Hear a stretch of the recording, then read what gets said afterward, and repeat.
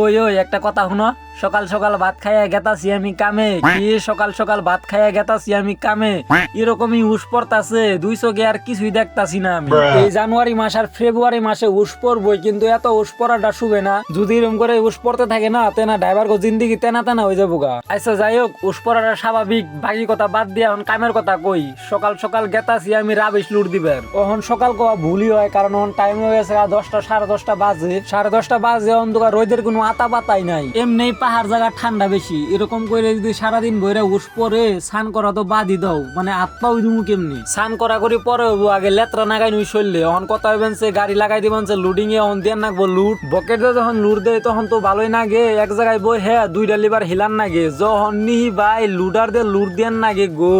ঠান্ডার দিন থাকলেও মাথা দিয়ে একলাই গাম বাইরেবো আমার, মানে লুডার দিয়ে লুট দিলে একটাই জ্বালা, মানে ব্রেক মারতে মারতে পাও বিষয় জায়গা। কিন্তু একটা বিষয় ভালো আছে, তুমি যদি বকেট দিয়ে 10 মিনিট একটা গাড়ি লুট করো, মানে লুডার দিয়ে তুমি 5 মিনিটে হে গাড়িটা লুট করে পারবা। রাবিশ যে মাঠের মতনই তো, এর লিগে জলদি জলদি লুট হয়ে গেছে গা। তার মধ্যে মাল চাল সবকিছু কাটাই আছে, আমি আহেনে খালি উড়া ধুরা লুট দিছি। গাইস আজকে আর কিছু করছি আর না করছি, কিন্তু একটা কাম ভালো করছি, জ্যাকেটটা যে পিন্দাইছি গাইস বহুত ভালো কাম করছি।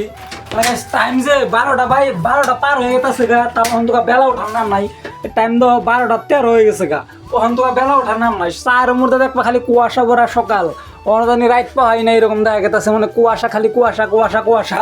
আই হেনে খালি 2-3 গাড়ি লুট দিলে আমার রুমে যে ভাত খাওয়ার টাইম হয়ে গেছে গা। থাইকেও আমার তো ভালোই লাগে ভাত খাওয়ার হয়ে থাকা। তো গাইস আজকের ব্লগটা যদি ভালো লাগছে তাহলে একটা লাইক করো, আর যদি না লাগে তো কিছুই করো না কোনো। বাই বাই, আমি ভাত খাবার যাবো।